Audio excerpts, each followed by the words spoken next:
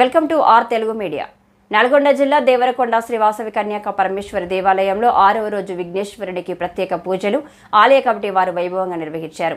పెద్ద లడ్డు దొడ్డి వెంకటేశ్వర్లు, చిన్న లడ్డు దొడ్డి సుధాకర్ దంపతులు విఘ్నేశ్వరుడికి సమర్పించి పూజలు నిర్వహించారు. ఆలయ ప్రధాన అర్చకులు ఘంటసాల సుబ్రహ్మణ్య శర్మ వారి శిష్య బృందంచే పూజలు కన్నుల పండగ నిర్వహించారు.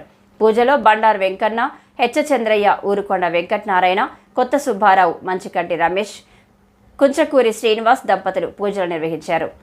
ఈ కార్యక్రమంలో మున్సిపల్ చైర్మన్ ఆలంపల్లి నరసింహ, గుడి గౌరవ అధ్యక్షులు పాడగట్టి మల్లయ్య, అధ్యక్షులు చీదళ్ల వెంకటేశ్వర్లు, కార్యదర్శి సముద్రాల ప్రభాకర్, కోశాధికారి కొత్త సుబ్బారావు, ఆర్యవేశ సంఘం సభ్యులు, ఆర్యవేశ సంఘం మహిళలు తదితరులు పాల్గొన్నారు.